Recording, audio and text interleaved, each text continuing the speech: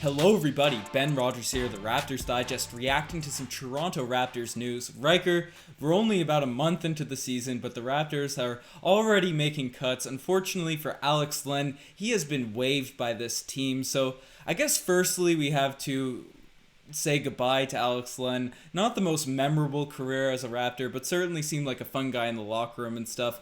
But as we do that, there's also some speculation this could be a move for future moves, but before we dive into all that, what are your just thoughts on the career of Alex Len as a Toronto Raptor?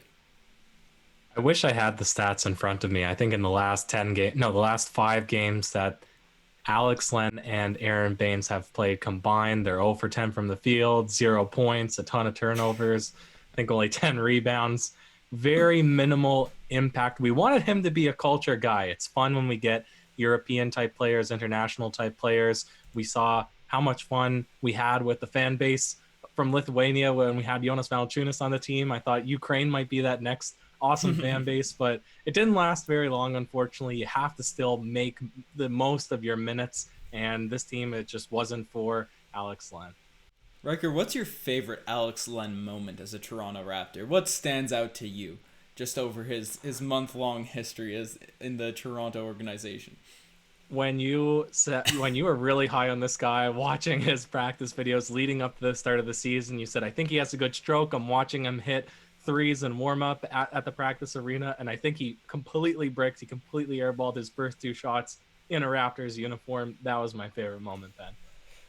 That's tough. That was the most hyped I certainly was for Alex Len, watching those videos on Instagram of him and Bembry just working on those 3-point shots and coming in thinking they'll be that stretch 5. We don't need Serge, we don't need Mark. Alex Len's going to be the savior from distance, and as you said, had those poor shooting nights to start off his career, but had one game against the Knicks where I think he hit 3 corner threes, so honestly for that, I am gracious of Alex Len's time with the Toronto Raptors. I hope he picks up a roster spot on another team. Wishing all the best for him. He seemed like a solid locker room dude. A good interview for those reaction stuff on the Raptors YouTube channel. But Riker, that's not the main point of this video, because Alex Len, for the deep bench piece he wasn't that integral to this team, but he was taking up a roster spot, and with his cut, with him being waived at this point in the season, obviously the Raptors are moving away from that center, the two grueling big man old school center lineups, and they're thinking the Raptors could move in another direction. Do you think this could be via trade? Do you think this could be via free agent signing? Maybe turning one of our two-way guys? What's the first thing that sort of comes to mind when you see Alex Len get waived? Yeah, you put him on waivers. You clear up $2.3 million in cap room. There's a couple names that have been floating around. We hear Kevin Porter Jr., a young, promising prospect turned nuisance for the Cleveland Cavaliers, saying that it's modern-day slavery to their GM, and now it's been immediately reported that they're looking to either move him via trade or waive him as well. I don't know if that's the guy that the Raptors would want to bring back into the franchise. Of course, people have been we made a video about it, reacting to people wanting Drummond so badly. I don't know if this particular move is any indication that a big trade is happening for Andre Drummond, but a guy like Wendell Carter Jr. that you're going to talk about a little bit later in this podcast, there's guys out there, but Ben, the one that I want to start with first, I don't know if he's still available. I should have checked this before, but Hustle Man Chap, Rondé Hollis Jefferson, he was commenting on something saying that he's still available, commenting at the Raptors, the Toronto Raptors. Is it possible that this move is to sign back our hustle guy, or our rebound guy, or don't touch his hat guy? Hustle Man Chap is a guy that we've seen in our comment section on all of our platforms, TikTok, Instagram, YouTube. Plug in the TikTok early on in this video, but everyone wants Hustle Man Chap back, and for as much as a fan favorite he became last season, I don't think the Raptors are going to inevitably bring him back, because the rise of Stanley Johnson, OG Anunoby continuing to be such a strong wing defender, I think we sort of have those roles filled that Hustle Man Chap would come in and sort of provide, and they do it with the added plus of at least solid 3-point shooting. Even Bembry, who is a hustle guy, he does the 3-point shoot a lot better than Hustle Man Chap, even though it's not at a tremendously high level at all, really. But So I think I'd be surprised if we end up re-signing Rondae Hollis-Jefferson unless some people go down with injuries or who knows what can really happen during this very variable season. But you brought up some other names there, and Andre Drummond, he's a guy that we probably talk about in every second video. He comes up in all of the Your Take Not Ours video because everyone in Raptors, Reddit, Twitter, Instagram, they all want him. And I guess we can break him down first again because we now have this roster spot. We don't have Len anymore. Do you want to sort of summarize what we've been saying on the past few videos, Riker? Yeah, to summarize, it's always been no, no, no. We don't want this guy because he can't shoot the three. And then recently the Raptors have been decimated on the boards. They don't have any traditional guys. Chris Boucher has done a fantastic job, but he's still undersized against a true big like Joel Embiid, his daddy, Dwight Howard, or even guys I would suspect like... yeah, I'm looking at your face there. Just because he was so scared and so petrified of Dwight Howard, who puts up probably 2 points per game. So there's still a lack of size when you're playing bigger front court opponents. So it makes sense that you'd bring in a guy like maybe Andre Drummond, who's on only 1 year left in his contract, and you don't need to re-sign him. That's where we're at. I think that people are undervaluing what his worth is on the trade market. I know that the Cavaliers, they have a ton of bigs now, including very young, very promising Jared Allen, but I still think that they could get some good pieces in return, and just saying you're going to trade him 1-for-1 with Norman Powell, I don't think would cut it. Daddy Dwight Howard. Wow. Whoa. Not even father. Not even guardian or the daddy with the Y too. It's a rip Chris Boucher, but I agree with you on the points you brought up with Andre Drummond, and he was traded for a bag of peanuts from the Detroit Pistons to the Cleveland Cavaliers, but he sort of built back up somewhat of a decent level amount of trade value, especially where he's an expiring contract this season. So it's going to be interesting to see where he goes because he's been put on the block. But the player that I sort of look at with the Cleveland Cavaliers, and I honestly get a little bit more excited about, is two-time NBA champion JaVale McGee. And he's a guy, can't shoot the three, can't really be that much of a threat on the offensive end. But the area of the floor where he would be really strong, especially going up against these different players, these different bigs in the Eastern Conference, is on the defensive end. And he's a guy that has shown he can play in a strong system, obviously coming from those Golden State teams and just winning a championship with the LA Lakers. He's a solid veteran that I think I'd be more comfortable with throwing out there, even though he can't shoot it like Baines. I'd be more comfortable with him out on the floor if we had to put him out there during a playoff series or during some important games than maybe the bigs that we have right now, obviously not counting Chris Boucher. Yeah, he's been on some good teams, but I would be very hesitant to bring in the king of Shaqtin' a Fool when the Raptors are trying to shedded avoid that name. That's gone. Because he plays only 5 minutes per game, 10 minutes per game. I understand where you're coming from, but I think we are moving in a direction that is ability to at least shoot the three, at least be willing to take the three-point shot, at least have a decent form, be younger, be more athletic. I don't know if JaVale McGee fits that mold. Andre Drummond definitely doesn't fit that mold. Kevin Porter Jr., I don't even know if we really want to talk about him. We could. Obviously, he's about to get waived by the Cavaliers, but I just think with the whole attitude issue, I don't know if it's worth bringing up.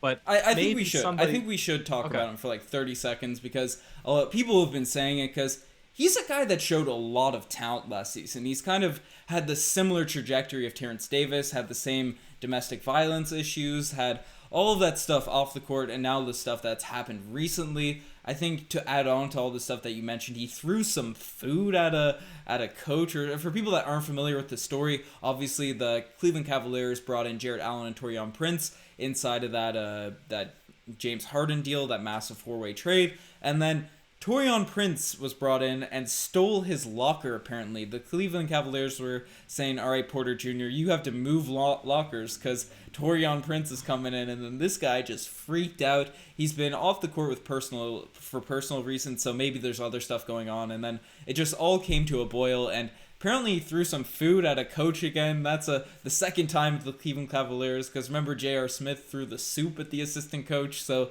that's there's something going on in Cleveland, and people are Stop giving them food. Stop serving the players food. So he's either getting waived or he's getting traded for another bag of peanuts. TD for Porter Jr. trade, I don't know what your thoughts are on that, because that's the only piece, and that's assuming off the court stuff, because I still like TD, the basketball player, more than Porter Jr., but do you think in any world we actually trade for the guy? Because I know people are going to look for him in the comment section. Yeah, they're going to comment about him. Probably all don't trade for this guy, but hey, did you guys know that he was going to be available? I'd say that would be the tone of the comments. He was 44% shooter last season as a rookie. He's only 19 years old or 20 years old, 33% from 3, 10 points per game, 2 assists, 2 turnovers. So he's kind of as many turnovers as assists. So not a guy I'd be incredibly keen to go after, but obviously somebody young, athletic, talented, small forward. I think that those things are interesting. I just think with everything else going on, that's maybe not what the Raptors want if they're trying to claw their way back into the playoff picture, maybe into the top of the East to be able to compete come playoff time. Consistency, that's what you need, and leadership and everybody to buy into a system like that. And this guy, I can't be very confident would do that. Yeah, no, 1,000%. I don't think it's a move, but basketball, if you only look at on the court stuff, maybe it makes sense, especially with his youth, but taking everything into account, which I think is very important, especially in a season like this, probably not the move for the Toronto Raptors, especially with all the other stuff that they have to deal with this season. But there was a trade sent to us in our DMs, and I unfortunately don't have the name in front of me. I'll give a shout out in the next podcast. If I don't, DM us, we'll make sure it's all good. We really appreciate all the trades you guys have been sending recently, but I believe it was a deal surrounding Norman Powell to the Chicago Bulls for Wendell Carter Jr., who is currently averaging about 13 points per game, close to 8 rebounds, something like that. So not the greatest of shooters by any means, but shoots about 1.5 threes a game on 30% shooting, but is an athletic big man that still has shown a lot of promise in his third season right now. Riker, obviously Norman Powell is a guy that's a free agent at the end of the year. He's been a staple in this Toronto Raptors team for, I think he's the second longest tenured Raptor at this point behind Kyle Lowry, so that's kind of crazy to think about, but he's streaky, he's had his ups and downs, he seems to be on the trajectory to go back on and up, but would you be interested in a deal surrounding Norman Powell for Wendell Carter Jr., especially if we don't plan on giving Norman Powell a big contract this offseason? Because Carter could be a really interesting piece for this team, and he plays a center position, which is definitely a spot that needs to be filled. It is. I'm sizing up his stats here now. 27 minutes per game, almost 13 points, 53% from the field, but 27% from 3. Yep. And in 27 minutes, I would say that that's fair to say that's on average what Chris Boucher has been playing lately. 29 minutes, maybe 30 minutes, maybe 31 per game. He's in that 25 to 31 from Chris Boucher. He's been averaging almost 20 points, almost 25 points, and a ton of blocks. So it's a little bit skewed how much we would maybe expect from an incoming center that's young and athletic and has potential. So if I look at these stats and compare them to what Chris Boucher has been able to do over the last 5-game stretch of basketball, this guy doesn't really jump off the paper to me to be able to trade Norm for, because we were talking about who's the 7th man, who's the 8th man. Stanley Johnson is sneaking in there as our 7th guy, but that means Norm's our 6, and you're trading away Norman Powell to bring back in somebody who is a center who only averages 13 points per game. I don't know if I would make that trade in particular, Ben. Yeah, I don't know if I'm necessarily sold on it, but I think the idea would be that you move out Norm, you give one of Terrence Davis, Malachi, Matt Thomas, one of these players some consistent minutes at the 2-guard position, even though they've been inconsistent. Norman Powell's had his inconsistencies in the past, but even though they've been inconsistent, maybe if they have a guaranteed larger role, they'll come out and be a little bit stronger players, so that will sort of fill out the Norman Powell production loss, and obviously the way Chris Boucher is playing, we're not even going to compare any incoming center to him, because we're calling Chris Boucher an all-star at this point if he continues this level of play. Obviously, a little bit of a meme. People didn't get all of the satire on our Instagram post. Some people took that passionately that we compared him to Pascal Siakam. But bringing in Wendell Carter, I think he's certainly an improvement over Baines, and he fits the style of play that we play more often. And he's a bigger dude than Boucher, so maybe I'd be more comfortable with him going down the stretch. And with all of this in mind, and we'll get into some higher profile names to end off this podcast that might be less realistic, but Are you comfortable with Baines in a series that we have to go up against an Embiid, against one of these big guys, DeAndre Jordan? Maybe he's killing us on the glass because, as you said, that Dwight Howard style center is someone Boucher sometimes struggles with. For as tough as Aaron Baines has looked this season, he is a veteran in the NBA. He can shoot the three in theory. He can theoretically score around the rim. He is, in a hypothetical world, a decent defender. Hasn't really shown all of that in a Toronto Raptors uniform just yet. But are you comfortable enough with Aaron Baines as insurance, or do you think he should be the Greg Monroe insurance rather than the backup center that we I could actually potentially play in our rotation? Ben, this is the issue. It's not Aaron Baines. I don't know if I trust the Toronto Raptors enough, because you really don't need a true big to match up against somebody like Joel Embiid. You can. That is one way that you can go about stopping him, like we saw Marc Gasol do, just absolutely clamp Joel Embiid and cut the life source off at its core. But then the second option is, how do you stop a lumbering big man in the NBA? It's pace. You run the ball, right? They're the slowest person out there on the court. And when the Raptors typically start games, they'll play really fast in the first quarter, but then they'll kind of dwindle off. They'll go into a lot of isolation basketball. Pascal Siakam will dribble a lot. When you're in a half-court set, they can just clog the paint. So you could play and beat the 76ers with Boucher in your lineup if you're running the ball, you're hitting your threes, and make, honestly, the big obsolete. He'll score his twos down the paint. You double him. It is what it is. Sometimes he'll get it, sometimes he won't. But if you're playing fast consistently, you're always going to be a step ahead of the person that's trying to protect the paint on the other side. So I don't even know. I don't even think we really need Aaron Baines. Maybe that's a hot take, but the Raptors would have to commit to pace. And I don't know if that's something that they're mentally capable of right now. Yeah, no, I certainly agree. And even prior to the season, I was a big proponent on OG at center. And I think now with the emergence of Stanley Johnson, we have another big body out there on the court that can help with the rebounding, help guard. Because OG Anunoby, the one unfortunate thing when you play him at the center position, because he's certainly big enough, is you lose his wing defense. And that's probably his best asset, being able to guard the Hardens, the KDs, the Simmons, the Giannis Antetokounmpos of the world, guarding those wing positions. And now, but with the emergence of Stanley Johnson, he's an OG clone. So if one of them's playing the center, the other one can sort of guard on the wings. So I think that's been a huge positive, and even more in favor of playing that, as you said, pace and space, smaller ball unit, go fast, guys that can dribble, shoot, and pass. And yeah, so that's the direction I'd like to go. And I think Aaron Baines is good enough to be insurance, to be a person that you say, okay, it's hit the fan, we need a big man out there, and I think he'd be capable enough to do that, and he's on a decent enough contract, so I think that'll be fine. I guess this is sort of prefaced around the Carter move, but this can be related to any big man.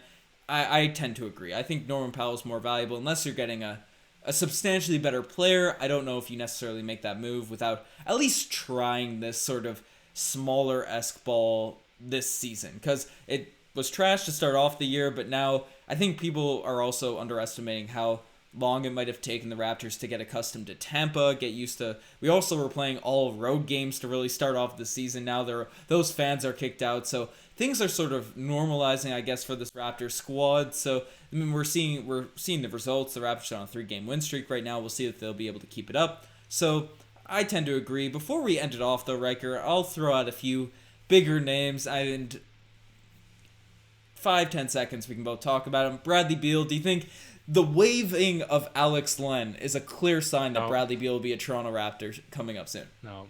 No? No elaboration? That's my 5 seconds. No.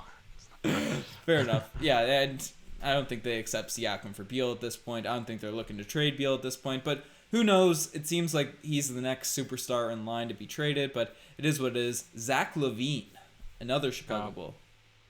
Another disgruntled superstar. You don't think he'll be able to get moved? No. Said. Marvin Bagley. I don't want him, so I hope it's a no.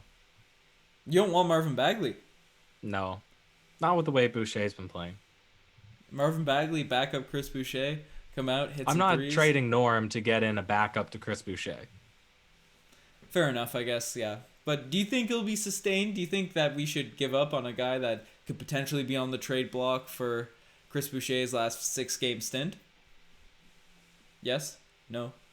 Yeah, I think that we need to position ourselves to be ready to compete still in the playoffs. Mm-hmm. I am re-inspired with my fandom for the Toronto Raptors and my belief that they actually can be a good team. Now we're going to see in this next stretch of basketball against Indiana, Miami, if they can actually compete against guys that will or teams that we will likely see it come playoff time. And if they can win 4 out of 5 or 3 out of 5, I would say it's pretty impossible that the Raptors will slip below the likes of the Bulls and below the likes of the Hornets. They will come and finish at least 8th seed. So to go and do lateral moves or moves that even might pan out for the worst, given Norman Powell, despite his inconsistencies, he can still give you 20 points per game if he tries hard enough. I wouldn't go making moves for Marvin Bagley, who's all speculation and, conjuncture, whatever, if that's a real word. Okay. And final one, the wavering of Alex Len. Do you think that will eventually lead to a Kawhi Leonard signing this offseason? Yes. It's the only logical move. I think DeMar DeRozan is going to come back to the Toronto Raptors, maybe on a minimum, combined with Kawhi Leonard, so he doesn't need to have FOMO when the Raptors win the championship this time, and all will be right and good in the world again. You heard it here first. The fact that the Raptors waived Alex Len is a guarantee that they will pick up Kawhi Leonard and DeMar DeRozan this offseason. But if you disagree with us, well, you're wrong. But let us know in the comment section below. We do want to hear what you guys think. What do you guys think could happen, potentially happen? There's also, we didn't mention it, but this could be a space for Yuta Watanabe to make the actual roster rather than being a two-way guy. So just something to look at. Not the biggest of moves if that's the reason why. But let us know what you guys think down below. Check out the Twitter, the Instagram, all that cool stuff. The TikTok's been popping. Got some funny memes posted on there, so definitely check that out. The articles, we got a lot of people coming in for some writing, so we definitely recommend you guys checking out the website. And Ryker, you have any last words? That's it, Ben. I'm just excited for tomorrow. Miami, let's go and beat the Heat. Cheers.